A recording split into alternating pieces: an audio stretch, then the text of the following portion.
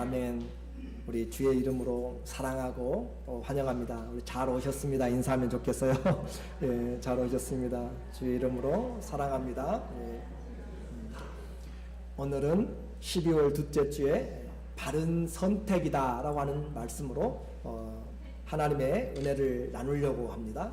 바른 선택. 우리는 지난 시간에 인사가 만사라고 하는 것을 보았어요. 그래요. 세상 일도 어떤 사람이냐에 따라서 그 일들이 달라집니다. 어떤 의사를 만나느냐에 따라서 달라지게 되고, 어떤 부모를 만나느냐에 따라서. 세상도 그렇지만 교회는 하나님을 통하여서 우리 삶을 보게 됩니다. 그래서 교회 인사는 세상의 인사와는 좀 다른 부분이 있어요. 세상은 무엇보다도 능력입니다. 내게 도움이 돼야 되고, 회사에 도움이 돼야 되고, 내게 뭔가 이익이 남아야 내가 종업원도 사람도 채용하는 거죠. 세상은 능력을 중심으로 하기 때문에 할 수만 있으면 스펙을, 내가 가진 능력들을, 면허증, 자격증을, 라이센스를 따려고 그렇게 경쟁하는 세상입니다. 그러나 교회의 일꾼은 세상이 말하는 그런 일꾼으로 자기 잘남이 아니라 자기는 죽어지는 것이죠. 교회 일꾼과 세상 일꾼은 확실하게 달라집니다. 세상의 일꾼이 아니고 바로 주님의 은혜로 살아가는 사람들, 무엇을 준비함으로써가 아니라 사명을 가지고 충성하는 사람들. 세상에서는 첫째가 되라고 올림픽이나 모든 게임에서 1등만 존재하게 되죠. 첫째가 되기 원하지만 교회 일꾼은 종이 되라고 말씀합니다. 세상의 일꾼은 자신을 드러내고 내가 결국 높아지는 영광을 취합니다. 그러나 교회의 일꾼은 자신은 감추어지고 예수님의 영광만 나타나기를 원하는 것이죠.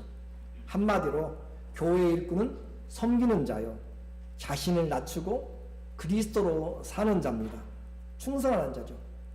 이와 같은 것이 바로 세상의 일꾼과 교회의 일꾼이 이렇게 차이가 나게 되는 것이에요. 한마디로 우리는 주님 앞에서 믿음을 가지고 어떤 일꾼이 될 것인가 참 중요합니다. 왜냐하면 그 일꾼은 한 5년 있다가 사라지는 그런 대통령직도 아니고 이것은 영원한 하나님 나라의 일꾼이기 때문에 그렇습니다.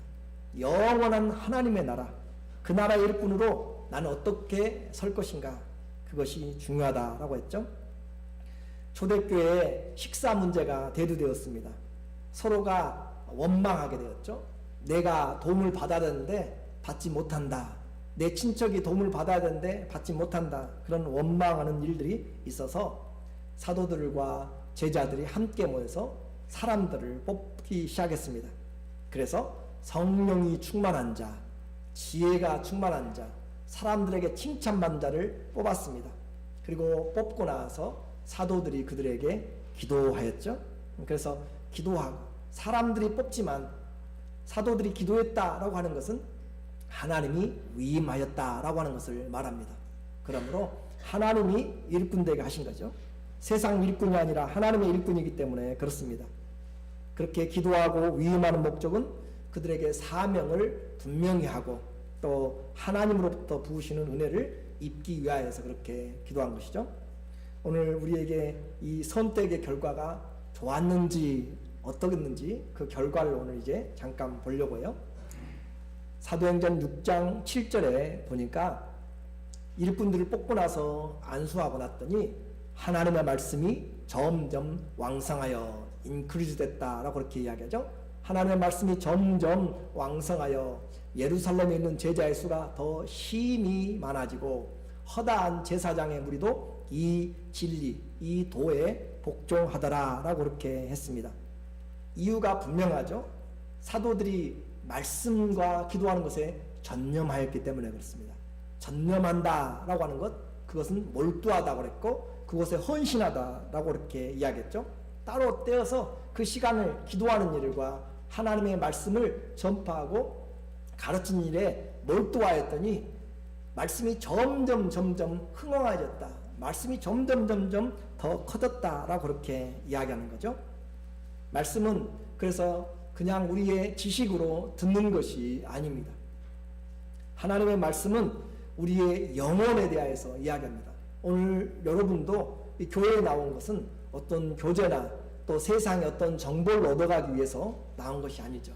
이 세상에 살지만 영원한 것을 바라보는 하늘의 지혜를 갖는 것이고 하나님의 나라를 바라보도록 세상에서는 줄 수가 없습니다. 아무리 많은 하버드 대학이나 국회 도서관에 책을 보아서도 하나님 나라에 대해서 성경보다 더 자세하게 말한 것은 없습니다. 성경만이 영원한 하나님의 나라에 대해서 우리에게 말씀을 해주고 있습니다. 그래서 그 말씀을 듣기 위해서 온 것이죠. 주님의 말씀과 지혜로 우리에게 마음이 열리게 되고 또 우리의 생각이 바꾸어지게 되는 것입니다. 그러므로 하나님 말씀을 전하는 저나 듣는 여러분이나 모두가 다 이것은 우리가 기도하면서 그런 마음으로 들어야 우리가 깨닫게 되는 것이에요. 아무리 하나님의 말씀을 전하여도 내가 마음을 닫아버리면 들려지지 않습니다. 그래서 사단이 우리의 마음을 닫아버린다고 했죠. 곡식을 뿌릴 때, 씨를 뿌릴 때 길가에 뿌리면 새들이 와서 먹어버린다라고 그렇게 이야기를 했습니다. 좋은 밭에 뿌려야 된다고 그랬죠. 에베소서 6장 10절에 보면은 바울이 감옥에서 기도합니다. 나를 위하여 구할 것은 내게 말씀을 주사 나로 입을 열어 복음의 비밀을 담대히 알리게 하옵소서 할 것이니 2000년 전에 로마의 감옥에서 사도 바울이 기도하는 것은 나를 빨리 이 감옥에서 빼내주세요. 나에게 영치금을 좀 더 넣어주세요. 나로 하여금 권세 있는 자를 만나서 줄을 잘 잡아서 내가 나가도록 그렇게 좋은 재판장 세워주세요. 좋은 변호인 만나게 해주세요. 그런 내용이 아니라 감옥에 갇혀있지만 그가 구하는 것은 내게 말씀을 주사. 하나님이 우리에게 말씀을 주셔야 그 말씀을 전할 수가 있습니다. 왜냐하면 우리는 성경은 사람의 말이 아니라 하나님의 말씀이기 때문에 그래서 그 말씀을 받아서 그 말씀을 전합니다. 그 말씀을 전하는 것 아모스는 농부였습니다. 양을 치는 목자였어요. 미국으로 이야기한다면 카우보이 정도 텍사스에 그에게 하나님의 말씀이 임하니까 그가 북이스라엘로 가게 되는 거죠. 저 먼 다른 곳으로도 가게 되는 것이죠. 하나님의 말씀이 임하면 누가 예언하지 않겠는가? 사자가 부르짖으면 누가 두려워하지 않겠는가? 하는 것처럼 하나님의 말씀이 임하면 하나님의 말씀이 내 영혼에 들어오면 어떤 사람이 변화되지 않겠는가? 누가 예수님을 부인하겠는가? 사울이라고 하는 바울이 바로 이 사람이잖아요. 자기 자신으로 배울 만한 최고의 학문 엘리트였습니다. 젊은 시절에 그는 랍비였습니다. 최고의 엘리트 수준의 그리고 가장 좋은 학벌을 가지고 그리고 정통한 율법을 가지고 그리고 모든 사람이 존경할 만한 그런 백그라운드를 가지고 있는 그가 교회를 핍박하고 예수 믿는 사람들을 핍박하러 그렇게 가다가 하나님을 부활하신 예수님을 만나고 나서 그 모든 것을 내려놓고 그의 인생의 터닝 포인트가 됐던 것이 예수님을 만나면 세상 지식 내가 알았던 모든 것 다 내려놓고 다 헛되고 하나님만 바라보게 되는 것이죠. 그것이 바로 복음입니다. 그러므로 바울이 감옥에서 내 몸을 위해서 기도하는 것이 아니고 내가 나가서 장래에 좀 노후가 보장되는 것도 기도하는 것이 아니고 내게 구하는 것은 말씀을 주사. 하나님의 말씀을 주어서 이 복음의 비밀을 담대하게 알리는 것이다. 이 복음의 비밀, 가스펠이죠. 굿뉴스입니다. 이것을 담대하게 외치는 것. 그것을 가지고 전하는 것을 내게 기도해달라. 이렇게 할 것이니 이 일을 위하여 내가 쇠사슬에 매인 사신이 되었다. 쇠사슬에 감옥에 쇠사슬에 묶여있는 것도 나는 이 복음을 위하여서다 라고 그렇게 이야기합니다. 예수님을 전하다가 핍박을 받을 수 있습니다. 예수님을 전하다가 모욕을 당할 수 있습니다. 창피를 당할 수 있고 문전박대뿐만 아니라 감옥에 갇힐 수 있고 때로는 순교를 당할 수도 있습니다. 그렇지만 우리의 생명은 길어야 70, 80, 또 100년입니다.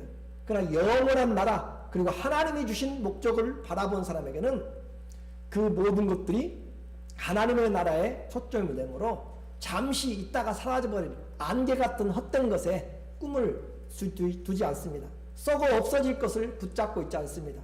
그래서 그는 쇠사슬이 메인 대사가 되었어요. 대사가. 쇠사슬이 하나님 나라를 위해서 쇠사슬에 묶인 하나님 나라의 대사가 되었단 말이죠. 외교관이 된 것입니다. 그렇지만 나로 된 것은 나로 이 일에 담대히 할 말을 담대하게 하려 함이라. 당연히 할 말을. 그러니까 여러분이 감옥에 있든지 병상에 있든지 가난하든지 무엇을 하든지 여러분의 직업이 무엇이든지 성경은 우리에게 말합니다. 사람의 본분은 하나님의 말씀을 경외하고 그의 명령을 지키는 것이 사람의 본분이다, 홀 듀리다 라고 그렇게 이야기합니다. 우리의 여러분이 일을 하든지 청소를 하든지 무엇을 가르치든지 무엇을 하든지 우리는 하나님의 나라를 증거하고 하나님 나라를 믿는 자들이다. 그래서 사역자는 말씀을 연구하고 또 사역자는 성령으로 주님의 말씀을 올바로 깨닫고 전해야 되기 때문에 그 일에 최선을 다해야 되죠. 여러분이 듣는 이 말씀도 그냥 시간만 되면 들려지는 것이 아니죠. 여러 사람들도 마찬가지입니다. 저는 설교를 준비할 때 성경을 보통 6권에서 8권 또는 10권을 보게 됩니다. 한글어 성경뿐만 아니라 영어 성경, 히브리어 성경, 또 헬라어판들을 참조하면서 본문들을 수십 번 읽고 하나님 앞에 기도합니다. 왜냐하면 하나님의 말씀이 제대로 깨달아야 되고 제대로 전해야 되기 때문에 그렇습니다. 그렇게 해서 시간이 많으면 많은 대로 적으면 적은 대로 목회자에게 설교하는 시간은 정해진 것이 아니라 하고 준비한 만큼 더 분명하게 하나님의 메시지를 클리어하게 전할 수가 있습니다. 그러므로 그런 시간을 준비해 주는 것 바로 여러분이 해야 될 일이죠. 잡다한 일로 시간을 빼앗겨서 전념해야 될 것, 헌신해야 될 것, 몰두해야 될 것을 빼앗아가면 여러분에게 또 하나님 나라에 우리는 이익이 되지 못합니다. 그러므로 저뿐만 아니라 성령이 뛰어난 사람들, 심지어 사도들도 선지자들도 하나님의 말씀을 받지만 그 말씀을 과연 그러한가 하여서 상고하고 또 찾아보고 또 기도하고 그 과정이 필요합니다. 베드로전서 1장 10절에 보면 이 구원에 대하여는 너희에게 임할 은혜를 예언하던 선지자들이 어떻게 했어요? 연구하고 부지런히 살펴서 자기 속에 계신 그리스도의 영이 그 받으실 고난과 후에 받으실 영광을 미리 증언하여 누구를 또는 어떠한 때를 지시하는지 상고하니라. 선지자들도 또 사도들도 하나님의 이 구원의 때 언제 메시아가 올 것인가, 언제 우리의 구원이 이루어질 것인가, 그것을 위하여서 성경을 연구하고 부지런히 살펴서 돋보기로 탐색하듯이 하나님의 말씀을 살피고 또 자기 속에 계신 그리스도의 영, 성령이 우리 안에 계시잖아요. 성령이 우리 안에 그것을 비춰주시도록 성령이 우리를 깨닫게 하기 위하여서 그 일을 위하여서 부지런히 고난받고 영광받으실 것을 증언하는 것을 우리로 하여금 언제인지 보게 하였다. 사도들도 그래야 했는데 선지자들도 그래야 했는데 우리도 마땅히 하나님의 말씀을 그렇게 보는 준비하는 시간들이 필요하다라고 하는 거죠. 그렇게 준비되지 않고 왔을 때 시간이 닥쳐오게 되면 마치 시험 준비를 안 하고 시험장에 들어간 것과 같이 마음이 떨리고 두렵고 설 수가 없는 자리가 이 바로 말씀을 전하는 자리입니다. 소가 도살장에 끌려가는 것과 거의 같습니다. 할 수만 있으면 도망가고 싶고 피하고 싶은 자리가 바로 말씀을 전하는 자리입니다. 이것은 1년 하고 20년 한다고 평생 한다고 달라지는 것이 아닙니다. 왜냐하면 사람의 말이 아니라 하나님의 말씀을 전하기 때문에 그렇습니다. 사람들의 영혼과 육체를 살리는 하나님의 말씀을 대언하기 때문에 그래서 성령이 여러분의 마음을 깨닫게 해주셔야죠. 성령이 여러분에게 들릴 수 있도록 그렇게 마음을 부드럽게 해주셔야 돼요. 그 모든 것이 바로 우리가 기도하면서 듣는 것이죠. 이제 사도들이 세운 또 제자들이 세운 그 일꾼으로 인하여서 하나님의 말씀을 풍성하게 전하게 되었고 또 그 일로 인하여 구제와 신방과 관리하는 요구로부터 본연의 말씀의 직무에 전념하게 되므로 하나님 말씀이 흥왕해졌습니다. 일꾼들이 세워져 분담되었기 때문에 그렇습니다. 그래서 그 섬기는 그 말씀이 그들에게 잘 들려지게 된 것이죠. 하나님의 말씀을 잘 전해 듣다라고 하는 것은 받는 사람들의 말씀을 통하여서 나타나게 되죠. 제자들이 많아지고 허다한 제사장의 무리도 이 도에 복종하니라. 구약에 묶여있던 사람들, 허다한 제사장들, 쉽게 표현해서 다른 종교에 있던 자들도 하나님의 말씀이 제대로 들려지니까 그들이 예수님께 돌아오게 됩니다. 주의 말씀이 들어가게 되면 죽은 영혼이 살아나게 되고 무신론이라고 생각했던 자에게 예수 그리스도를 바라보게 만들고 그의 삶이 완전히 송두리째 바뀌는 것이 바로 하나님의 말씀이죠. 시편 19편 7절에 보면 여호와의 율법은 말씀은 완전하여서 영혼을 소생케 합니다. 우리의 영혼을 살려냅니다. 여호와의 증거 말씀은 확실하여서 우둔한 자로 지혜롭게 만듭니다. 여호와의 교훈 곧 말씀은 정직하여서 우리의 마음을 기쁘게 합니다. 그리고 하나님의 계명 말씀은 순결하여 우리의 눈을 밝게 합니다. 무엇을 바라보게 하고 또 우리의 영혼을 소생케 만들고 지혜롭게 하는 것이죠. 세상에서 주지 못한 기쁨을 어디서 얻어요? 하나님의 말씀에서 기쁨을 얻습니다. 그래서 그 말씀에 들어가게 되면 이데올로기에 사로잡혔고 다른 과거의 다른 종교에 또 무신론에 사로잡혔던 그런 생각들을 다 무너뜨리고 하나님께 나오게 되죠. 왜냐하면 예수님이 곧 길이요 진리요 생명이기 때문에 그렇습니다.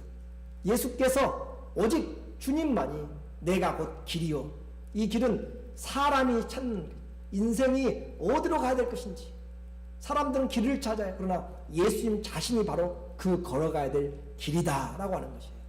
다른 시애틀을 가는 길이 아니고 뉴욕 가는 길이 아니고 예수님 자신이 인생의 길이다 라고 하는 것입니다. 그리고 예수님이 진리다 라고 하는 것이에요. 진리는 변하면 안 됩니다. 아버지 때의 진리가 손자 때에 바뀌어지면 안 되는 것이고 밤과 낮에 또 사람들에 따라서 환경에 따라서 바꿔진 것은 진리가 아닙니다. 오직 영원히 변하지 않는 것, 내가 살았든지 죽었든지 상관이 없이 산이 변하여서 또 바다에 던지더라도 하늘이 다 무너져 내려도 변하지 않는 것, 그것이 성경에서 말하는 진리입니다. 그래서 그 진리는 오직 예수 그리스도가 진리이고 우리에게 그 진리 되신 주님, 그리고 우리에게 생명이니, 저와 여러분이 가진 것은 생명의 모습이죠. 이 생명은 산 것이 아니에요. 지금 살았죠?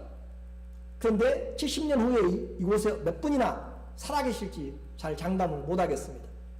이 꽃은 살았는지 죽었는지 여러분이 살았을 수도 있고 죽을 수도 있죠. 근데 시간이 가면 죽어갑니다.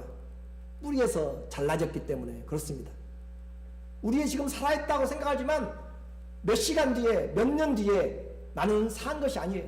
그것을 생명이라고 하지 않습니다. 그것은 푸시케 육신의 생명입니다. 예수님이 말하는 여기 생명 조에라고 하는 생명은 영원한 생명을 이야기합니다. 죽지 않는 생명, 영원한 생명, 그 생명을 우리에게 말하고 있는 것이죠.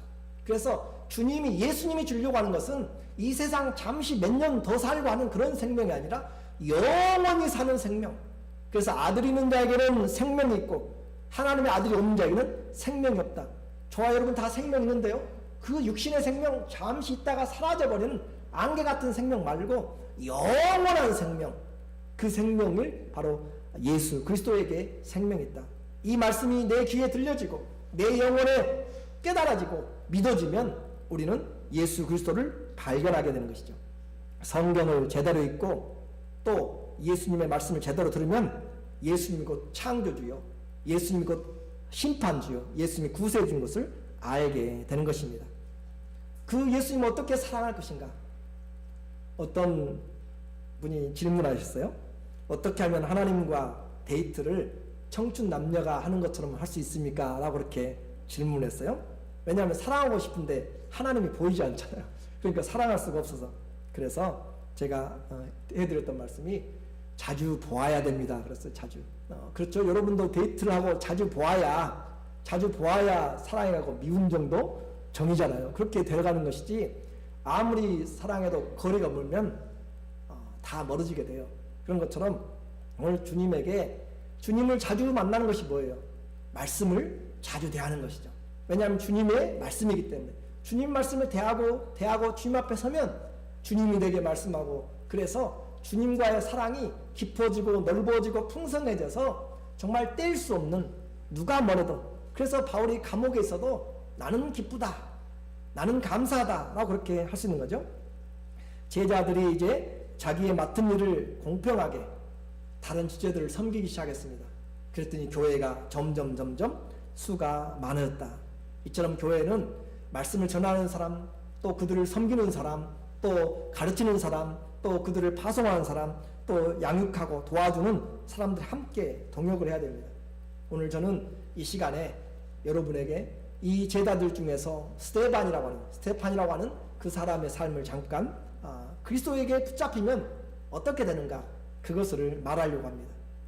그래서 그가 어떤 사람인지를 우리에게 말하는데, 우리는 어떤 사람을 소개할 때 어떤 회사의 과장입니다, 이 사람이 바로 그 회장입니다 라고 그렇게 명함으로 설명할 수도 있을 것 같아요. 그런데 성경은 그가 무엇을 가졌는지, 그가 재산이 얼마나 많은지, 그의 학벌이 얼마나 많은지, 그의 부모가 어떤 사람인지, 그의 출신이 어딘지 말하지 않습니다. 이 스테반에 대하여서 6장 8절에 우리에게 말하는 바는 6장 8절에 보니까 스테반이 은혜와 권능이 충만하여 그들을 뽑았습니다. 그 중에 이 스테반을 보니까 은혜가 충만한 사람, 권능이 충만한 사람, 외적으로 얼마나 많이 배웠고 내가 무엇을 가졌고 어떤 능력이 있는가, 그것이 아니라 하나님의 사람은 어떻게 소개가 되냐면은 권능이 있고 은혜가 충만한 사람. 그리고 10절에 또다시 그를 소개해요. 읽어볼까요?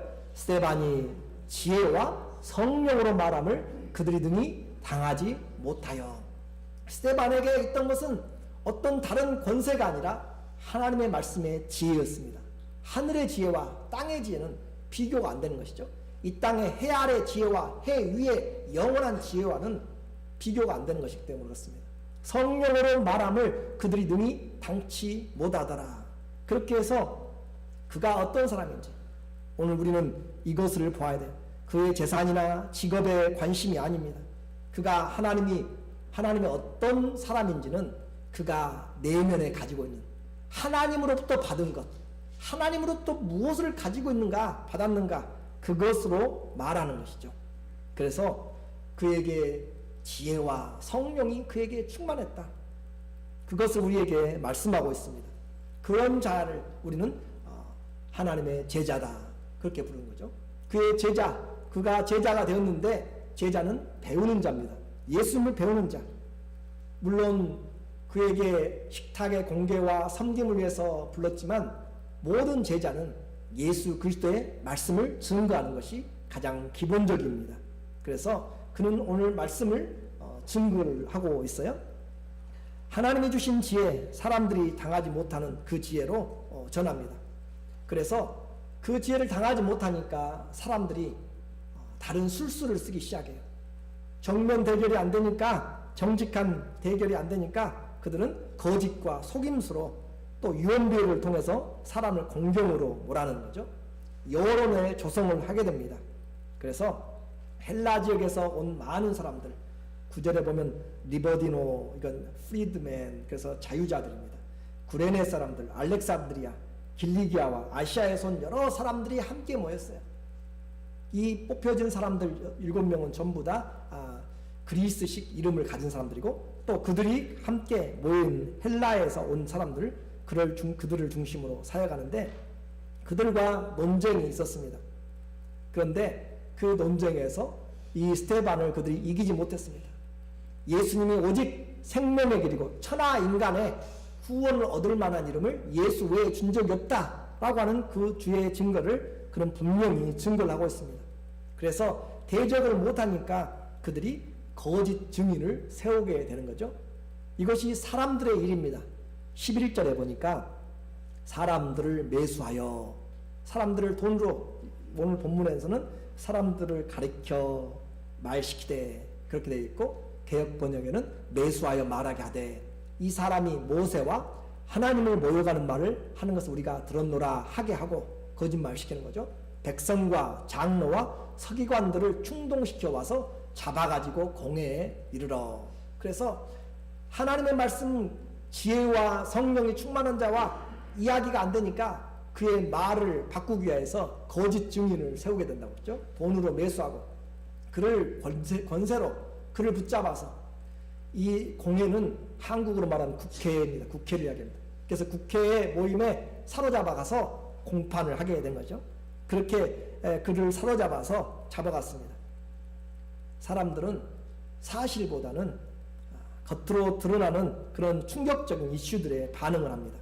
쉽게 충동한다는 것이죠. 그래서 사람들이 대중이나 또 여론이나 그런 부분들을 잘 분별해야 됩니다. 사람이 많다고 진리가 아닙니다. 그랬으면 성경은 이미 사라졌을 것입니다. 모세를 따랐던 200만의 사람들은 항상 모세를 거스렸습니다. 그러나 하나님의 말씀은 한 명이라도 하나님의 말씀은 아무리 많은 사람들이 반대를 해도 사실은 사실입니다. 그렇기 때문에 우리는 사람들의 생각을 사람이 많으면 옳다라고 하는 것에 생각을 버려야 됩니다. 히틀러에 의해서 독일 국민들이 다 그렇게 동조를 했습니다. 무솔리니에 의해서 이탈리아가 그렇게 빠져들어갔습니다. 모태똥에 의해서 중국이 그렇게 넘어갔고 스탈린에게 그렇게 막스 레닌 자본주의가 넘어가서 수천만 명의 사람들이 죽게 되었습니다. 결국 여론과 대중은 중요해요. 그렇지만 분별하지 못하는 것은 정말 무서운 독이고 살인입니다. 그래서 이 민중이라 하는 그 민중도 나누어지는 거죠. 대자적 민중이 있고 죽자적 민중이 있습니다. 그 말은 사람들이 주장하면 옳다라고 그냥 그렇게 따라가는 사람들, 선동에 따라가는 사람들을 즉자적으로 반응하는 사람들, 그런 사람들을 즉자적 민중이라고 이야기하고, 대자적 민중은 좀 생각을 해보고 그 말이 맞다라고 하면 따라가는, 생각할 줄 아는 사람들을 대자적 민중이라고 이야기하는 거죠. 그래서 민중이라고 해서 다 맞는 것도 아니고 여론이라고 해서 맞는 것도 아니죠. 여론에는 바람mol이입니다. 거짓 여론이 있고 진짜 여론이 있습니다. 그걸 분별해야 되는 거죠. 그런데 사람들은 이런 분별을 원치 않는다라고 하죠.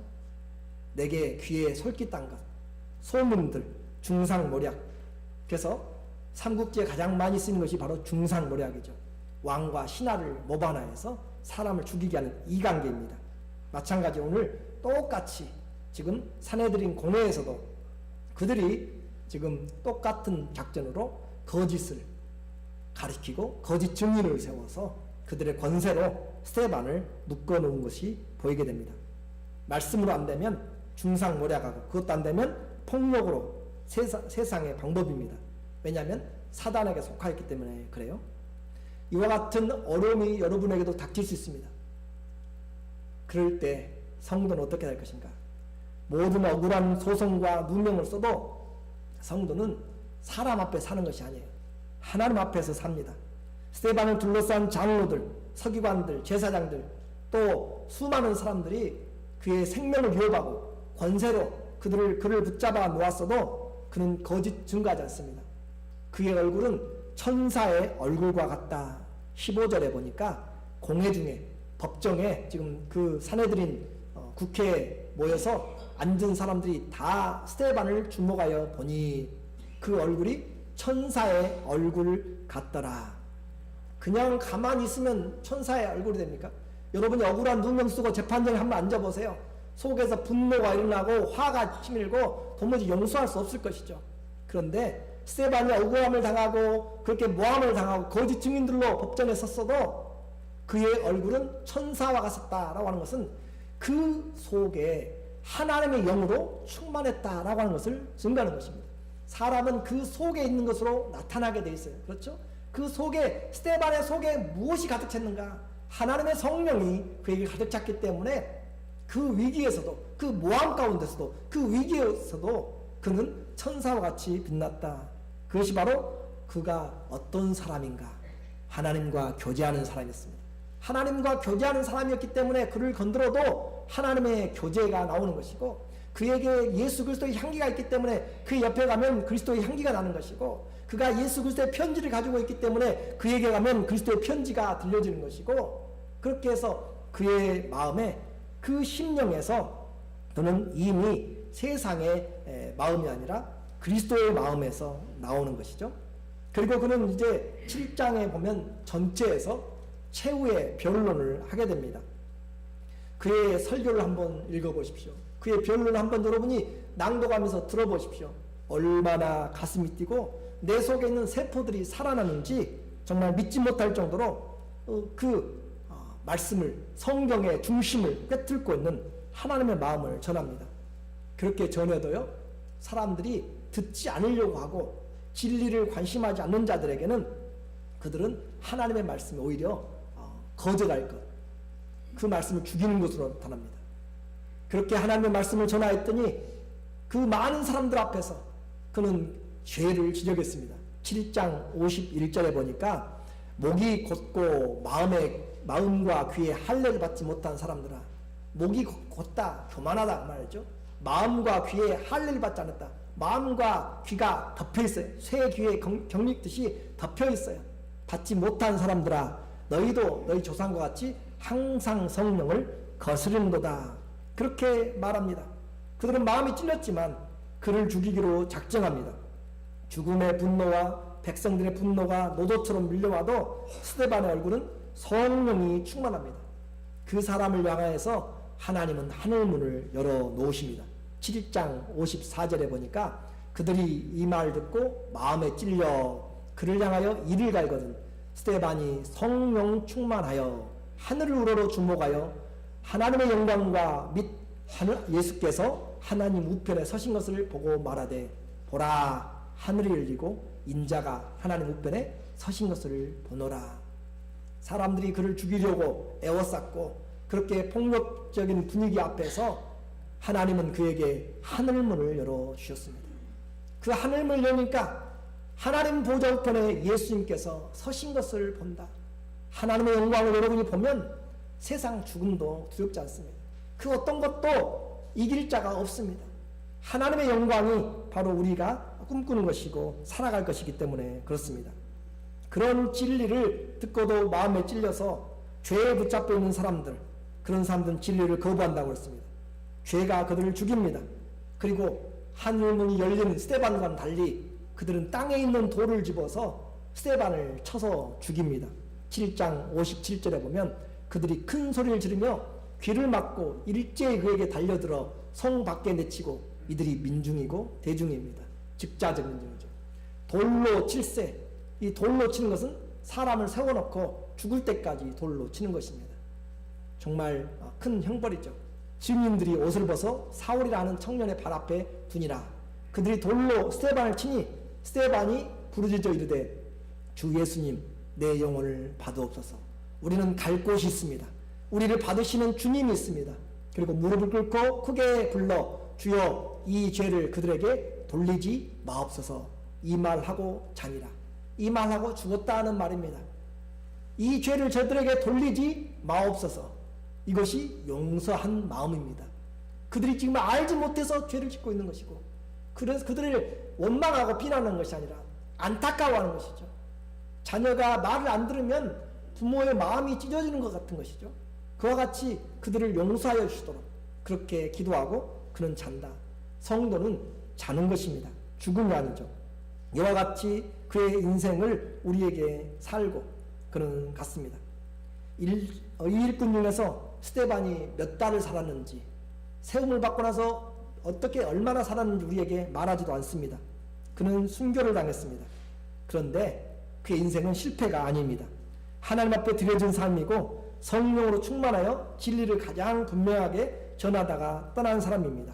그래서 성경은 그의 인생을 이 사도행전 6장 8절부터 시작해서 8장 2절까지 그의 인생에 대해서 8장 2절에 말합니다. 경건한 사람들이 스데반을 장사하고 위하여 크게 물었더라. 어디서 태어난지는, 어디서 자랐는지도 말하지 않습니다. 그의 직업이 무엇인지도 말하지 않습니다. 그런데 그가 무엇을 하다가 주님 앞에 섰는지를 기록하고 있습니다. 그는 우리의 인생은 태어나는 것으로 결판 지우는 것이 아닙니다. 예수 그리스도를 만남으로 인생은 우리의 죽음이 말하는 것이에요. 내 믿음의 죽음이 어떤 것인가, 내 삶의 죽음으로 그 사람의 인생을 말하는 것입니다. 그러므로 그는 교회의 최초의 순교자가 된 것이죠. 교회의 최초의 순교자. 그래서 우리는 이제 결론적으로 기억해야 됩니다. 하나님의 일꾼은 내가 겉으로 드러나는 것으로 얼마나 외모가 있느냐, 내가 얼마나 가지고 있느냐, 그런 것들로 결정되는 것이 아닙니다. 내가 얼마나 성령이 충만하냐, 내가 얼마나 지혜가 충만하냐, 내가 얼마나 사람들에게 인격적으로 충만한가, 그것이 바로 우리 그리스도인들이 바른 일꾼이 된 증거입니다. 내면 속에 성령의 충만함이 있습니까? 성령의 다스림이 있습니까? 원수들 앞에서도 내 안에 성령이 가득 찬 것으로 내 얼굴에서 그리스도의 그런 평강이 흘러나는, 그리고 내 안에서 생명의 말씀이 있는지 말씀을 하고 있습니다. 하나님의 일꾼은 사람 앞에 사는 것이 아니라 하나님 앞에서 삽니다. 권력과 핍박 앞에서도 하나님 말씀 듣는 것이 옳습니다. 이런 마음이 없으면 우리는 예수님을 배우는 자가 아닙니다. 세상의 제자일 것이죠. 오늘 우리 모두에게 주님은 예수님의 일꾼으로, 말씀을 듣는 자는 다 주의 일꾼입니다. 주의 일꾼은 말씀을 분별해야 됩니다. 주의 일꾼은 그 성품이 주님을 닮아야 됩니다. 디모데후서 2장 24절에 보니까 주의 종은 마땅히 어떻게 해요? 다투지 아니하며. 여러분 예수님을 배워가면 다투지 마십시오. 예수님 배워가면 모든 사람에 대하여 온유하게 원수 갚으려고 하지 마십시오. 또 모든 사람에 대해서 하나님의 진리를 가르치기를 잘해야 되고, 모든 것에 대해서 참아야 되고, 거역하는 자들을 온유함으로 양육하고 가르쳐 줘야 됩니다. 혹시 하나님이 그들에게 회개함을 주사 진리를 알게 하실까 하기 때문에, 나 때문에 그들에게 복음의 문에 닫히지 않도록 그렇게 해야 되는 것이죠. 교회는 똑똑한 일꾼이 필요한 것이 아니에요. 덕이 있는 일꾼이 필요합니다.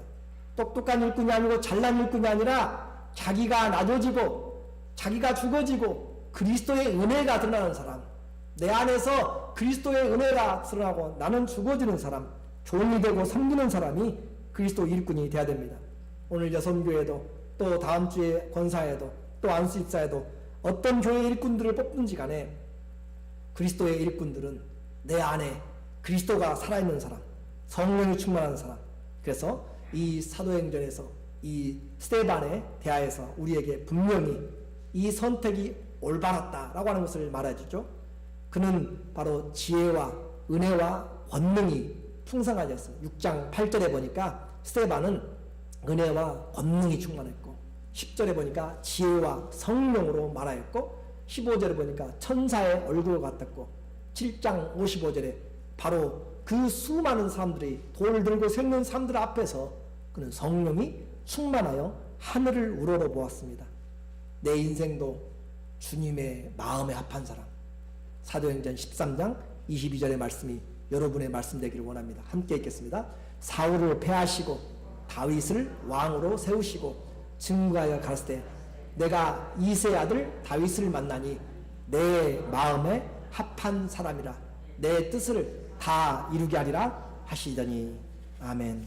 기도하겠습니다.